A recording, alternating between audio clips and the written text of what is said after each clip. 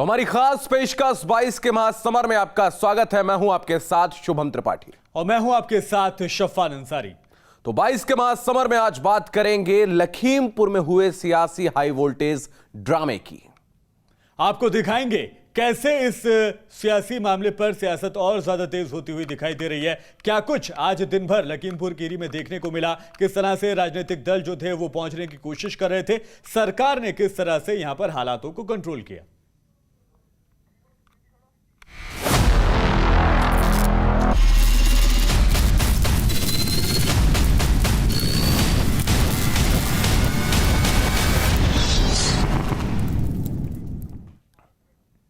तो लखीमपुर खीरी को विरोधियों ने खूब भुनाने का प्रयास किया है, लेकिन विरोधियों का हर वार उत्तर प्रदेश शासन के आगे नाकाम रहा।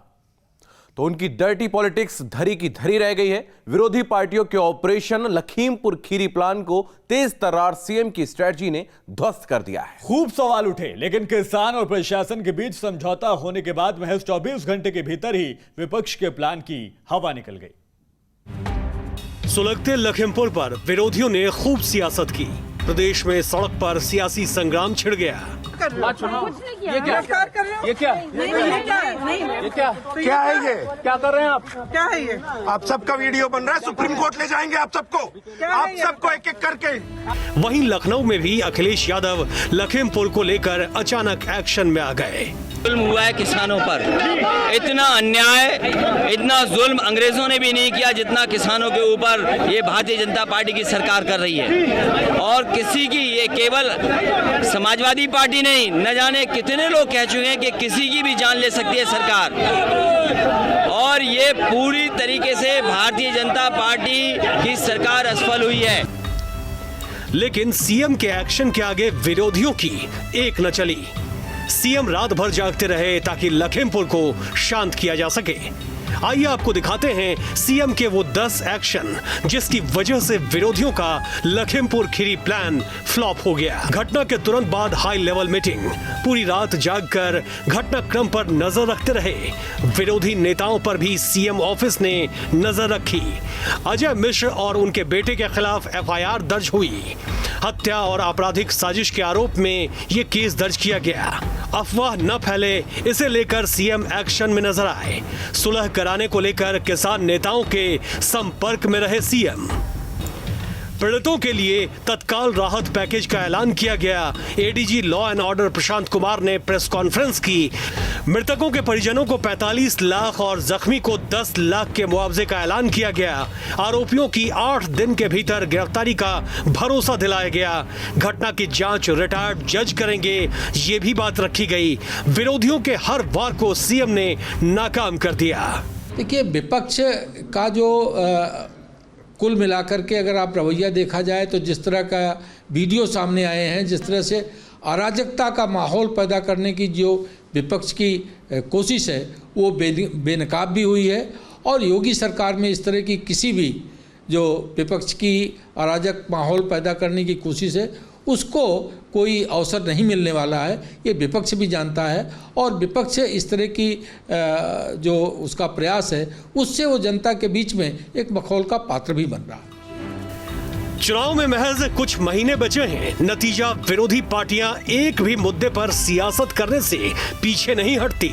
लेकिन सीएम के ताबड़तोड़ एक्शन का नतीजा था कि महज 24 घंटे के भीतर ही विरोधियों के हाथ से यह मुद्दा खिसक गया। Team news state.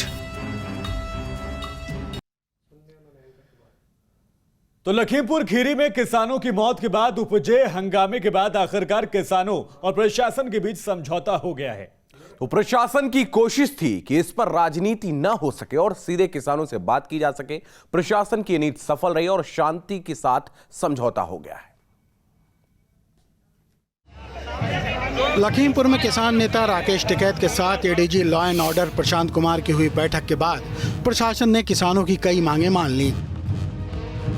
रिटायर्ड जो एक सीनियर हाई कोर्ट जज के उनके माननीय न्यायाधीश की अध्यक्षता में जो उनकी तरफ से न्यायिक जांच कराई जाएगी तह तक जाने के लिए। तीसरा ये है कि जो मृतक हैं उनके परिवारजन को 45 लाख रुपए का मुआवजा दिया जाएगा और जो घायल हैं उस घटना में उनको 10 लाख रुपए का दिया जाएगा और एक आश्रित को कम से कम एक परिवार के एक व्यक्ति को योग्यता अनुसार स्थानीय स्तर पर नौकरी दिलाई जाएगी। इस हादसे में घायलों को भी 10-10 लाख रुपए का मुआवजा देने का ऐलान किया गया है। प्रशासन ने इस मामले में हाई कोर्ट के रिटायर्ड जज से जांच कराने की मांग मान ली है और 8 दिन के अंदर आरोपियों को गिरफ्तार करने का वादा भी किया है। मैंने आपको बताया कि नियमानुसार कड़ी से कड़ी कार्रवाई कल ही शासन के शीर्ष स्तर से बता दिया गया था कि कोई भी अपराधी बख्शा नहीं जाएगा, कोई भी दूसरे व्यक्ति बख्शा नहीं जाएगा, गिरफ्तारी बहुत जल्द की जाएगी। प्रशासन के साथ हुए समझौते पर राहत जताते हुए किसान नेता राकेश टिकैत ने कहा कि प्रशासन ने किसानों की मांगों को मान लिया है।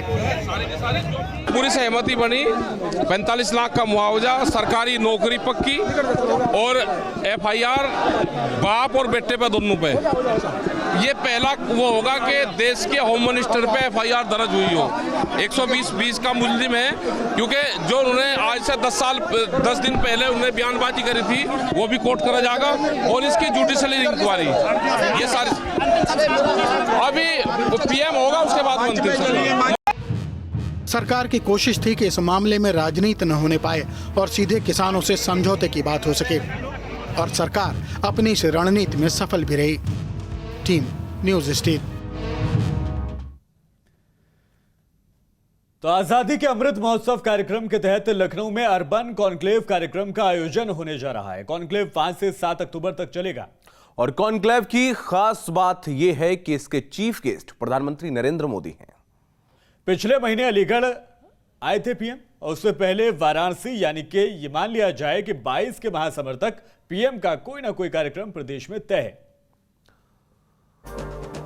प्रधानमंत्री नरेंद्र मोदी मंगलवार को लखनऊ आ रहे हैं।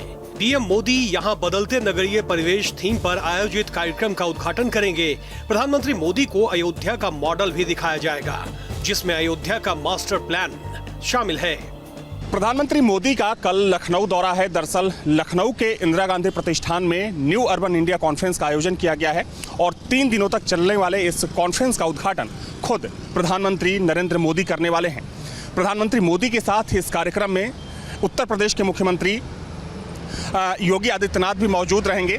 देखा जाए तो शहरी विकास मंत्रालय द्वारा जो ये कार्यक्रम आयोजित किया गया है, इस कार्यक्रम में जो सभी राज्य हैं उन सभी राज्यों के नगर विकास मंत्रियों को भी आमंत्रित किया गया है। प्रधानमंत्री नरेंद्र मोदी 5 अक्टूबर की सुबह लखनऊ आएंगे और आजादी का अमृत महोत्सव कार्यक्रम के तहत यहां इंदिरा गांधी प्रतिष्ठान में न्यू अर्बन इंडिया थीम पर आयोजित 3 दिन के समारोह का उद्घाटन करेंगे। प्रधानमंत्री मोदी 4,737 करोड़ की 75 परियोजनाओं का लोकार्पण और शिलान्यास करेंगे। साथ ही 75 इलेक्ट्रिक बसों को हरी झंडी भी दिखाएंगे। प्रधानमंत्री मोदी उत्तर प्रदेश की 10 स्मार्ट सिटीज की 75 सफल परियोजनाओं की कॉफी टेबल बुक का भी विमोचन करेंगे।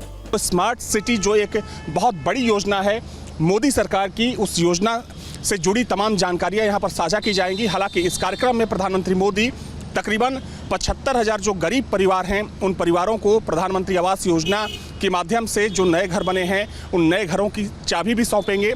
इसके अलावा 100 से ज़्यादा जो इलेक्ट्रिक बसें हैं जिनको चलाए जाने की योजना है, उन इलेक्ट्रिक बसों को भी हरी झंडी दिखाकर यहाँ से रवाना उनको किया जाएगा।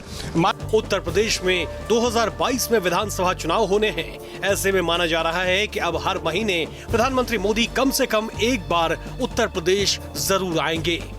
अभी जुलाई में प्रधानमंत्री मोदी वाराणसी आए थे और सितंबर में अलीगढ़ का दौरा भी हुआ था। माना जा रहा है कि कल जो कार्यक्रम यहाँ शुरू होने वाला है, इस कार्यक्रम के जरिए प्रधानमंत्री नरेंद्र मोदी यहाँ पर करोड़ों रुपए की सौगात देने वाले हैं। वीडियो जर्नलिस्ट सुफी खान के साथ अविनाश सिंह, न्यूज स्टेट लखनऊ। और चलते हैं ब्रेक के बाद आगे। प्रदेश कांग्रेस में जान फूंकने की हर कोशिश की जा रही है। पहले प्रियंका गांधी को उत्तर प्रदेश में एक्टिव किया गया और फिर सभी मुद्दे पर ट्वीट की राजनीति हुई और अब पिछड़ों के वोट बैंक को साधने के लिए छत्तीसगढ़ वाला फॉर्मूला आजमाया जा रहा है। भूपेश बघेल को पर्यवेक्षक बनाकर मृत पड़ी कांग्रेस में जान फूंकने की कवायद में पार्टी लीडर नजर आ रहे हैं। लेकिन जो पुराने लीडर और नए नेताओं में कशमकश चल रही है, उससे कैसे पार पाएगी कांग्रेस पार्टी? यूपी में विधानसभा चुनाव अकेले लड़ने के ऐलान के बाद कांग्रेस पार्टी पूरी तरह तैयारियों में जुटी है। कांग्रेस ने छत्तीसगढ़ के सीएम भूपेश बघेल को वरिष्ठ पर्यवेक्षक नियुक्त करके साफ कर दिया कि बेहतर रणनीति के साथ कांग्रेस 22 के महासमर में उतरना चाहती है। लेकिन क्या कांग्रेस को कामयाबी हाथ लगेगी? भूपेश बघेल इसलिए लाए गए हैं कि एक अनुभवी मुख्यमंत्री हैं, जनता में लोकप्रिय मुख्यमंत्री हैं। उनके फार्मूले से हमारा संगठन का तमाम प्रक्रियाएं, तमाम प्रशिक्षण चल रहा है। वही भूपेश बघेल जी हैं जो थोड़े दिन पहले भी असम में चुनाव था और वहां पर भी प्रभारी बनाए गए थे। वहां का रिजल्ट, वहां का परिणाम क्या आया, ये जनता ने भी देखा है। कांग्रेस को यूपी विधानसभा में संजीवनी की तलाश है। उत्तर प्रदेश में कांग्रेस 3 दशक से राजनीतिक वनवास काट रही है। जिस तरह से दल देश की सत्ता में वापसी के लिए यूपी पर नजरें जमाए है, उसी तरह से उत्तर प्रदेश कांग्रेस के लिए उम्मीद की किरण बनकर राष्ट्रीय महासचिव प्रियंका वाड्रा आई। यूपी इलेक्शन में महज 5 महीने का वक्त बचा है, लेकिन प्रियंका के नेतृत्व में कुछ खास पैठ जनता के बीच कांग्रेस बना सकी है, ऐसा नहीं लगता। कांग्रेस अपने अस्तित्व के संकट से मुझे लगता है भूपेश बघेल बाहर नहीं निकाल पाएंगे।